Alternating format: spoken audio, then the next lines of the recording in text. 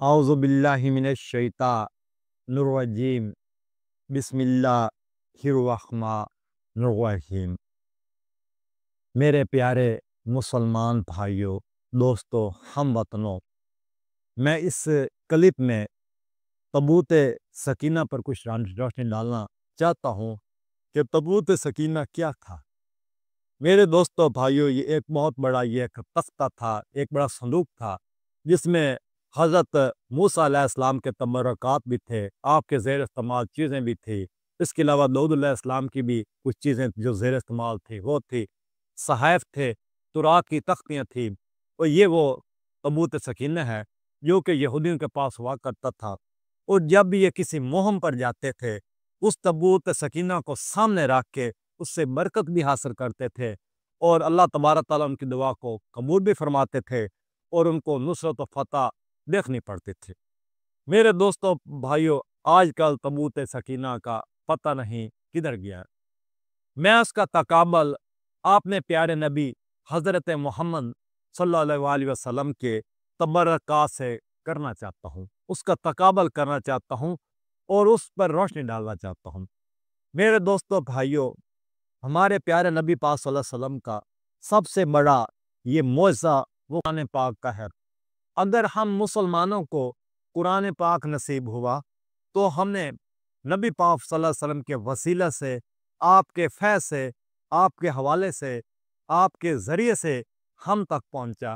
اگر اللہ تبارک تعالیٰ آپ کو پیدا نہ فرماتے تو قرآن پاک ہم تک نہ آتا۔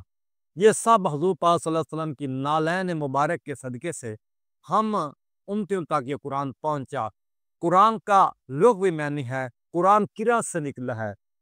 قرأت پھر قرآن اس کتاب کو کہا جاتا ہے جس کا اس زمین پہ سب سے زیادہ مطالعہ کیا جاتا ہے، سب سے زیادہ تلاوت کی جاتی ہے۔ اب اس زمین پر مثال کے طور پر 3 ارب مسلمان رہتے ہیں، تو تقریباً ہر مسلمان کے گھر میں ایک قرآن لازمی ہے۔ اکثر گھروں میں تو 3 4 قرآن پاک ہے، لیکن ایک گھر میں کسی نہ کسی مسلمان گھر میں یہ قرآن پاک لازمی پڑھا ہوا ہے، اس کو پڑھتے بھی ہیں، اس کو برکت بھی حاصل کرتے ہیں۔ اگر ہم مسلمانوں کی زندگی میں کوئی برکت ہے تو اس قرآن پاک کے ساتھ اس کی وجہ سے ہے کہ ہم اس کا مطالعہ کرتے ہیں۔ قرآن پاک کا دیدار کرنا، اس کی زیارت کرنا بھی ثواب ہے، اس پر عمل کرنا بھی ثواب ہے، اس کی تلاوت کرنا بھی ثواب کا کام ہے۔ ہمارے پیارے نبی حضرت محمد مصطفیٰ کا ارشاد عالی ہے کہ جو انسان قرآن پاک کا ایک حرف الف پڑھتا ہے اس کو 10 نیکی ملتی ہیں۔ اسی طرح الف لام میم یہ 3 حرف مل کر ایک لفظ بنا، اس میں پڑھنے سے انسان کو 30 نیکیاں ملتی ہیں۔ تو یہ ہے تبرکات۔ اسی طرح حضور پاک صلی اللہ علیہ وسلم کے نالین مبارک بھی تھے، آپ صلی اللہ علیہ وسلم کا عصا مبارک تھا، آپ کا مشکیزہ بھی وہ بھی تبرکات میں تھا، آپ کے جو سے شہزادے حضرت حسن حسین، حضرت سیدہ فاطمہ الزہرا، یہ بھی آپ کی ایک تبرکات میں تھے۔ ان تبرکات کا جو سے کوفیوں نے، جس مسلمان تھے انہوں نے جو، یا شامی تھے، انہوں نے جس قدر کا مذاق بنایا اور مسلمان کرانے کے وہ حقدار نہیں ہیں۔ اسی طرح حضور پاک صلی اللہ علیہ وسلم کے بال مبارک بھی تھے۔ حضرت خالد بن ولید رضی اللہ تعالیٰ عنہ نے اپنے سر پہ ٹوپی رکھتے تھے، اس ٹوپی پر وہ اس کے بیچ میں اوپر حضرت رسول پاک صلی اللہ علیہ وسلم کے انہوں نے منہ مبارک تھے ان کو سیا ہوا تھا۔ جب آپ کسی جنگ پر جاتے، کسی جنگ کے موقع پر جاتے، تو اس وقت آپ ٹوپی اتار کے ان بالوں کا وسیلہ اختیار کرتے، اللہ تبارک تعالیٰ سے دعا دیتے، اللہ تبارک تعالیٰ ان حضور پاک صلی اللہ علیہ وسلم کے منہ مبارک کے صدقے سے اللہ تبارک تعالیٰ حضرت خالد بن ولید کو ہر میدان میں فتح دیتے۔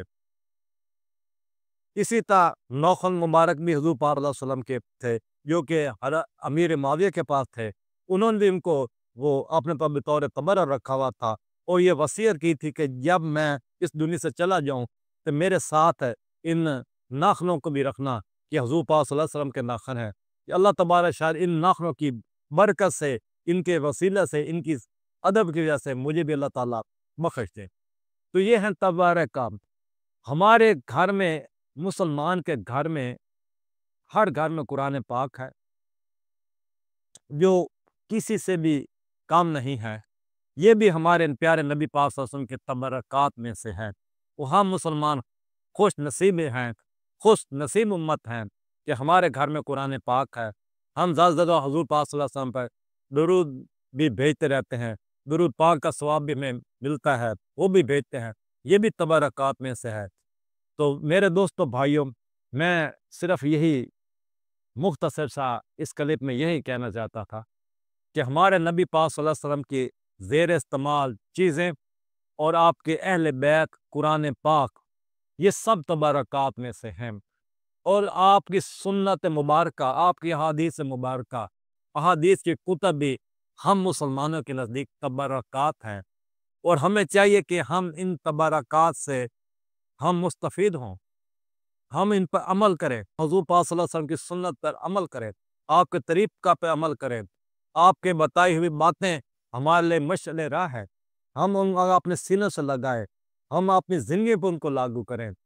تو اسی طرح میں جو کہ حضرت سلطان بہو رحمۃ اللہ علیہ ہے، ان کے پنجابی زبان میں ایک قطعہ ہے کہ جے کر دین علم وچ ہوندا تے پھر سر نیزے کیوں چڑھ دے ہو، جے کر دین علم وچ ہوندا تے سر نیزے کیوں چڑھ دے ہو، 18,000 جو عالم آہا سر اگی حسین دے دھر دے ہو، یہ کر دے ملازہ سروردہ تے تمبے خیمے کیوں سڑ دے ہو، یہ کر دے ملازہ سروردہ تے تمبو خیمے کیوں سڑ دے ہو، سچے دین تنہا دے باہو جیڑے سر نظرانے کر دے ہو۔ دوستو بھائیو، وما علینا الا البلاغ۔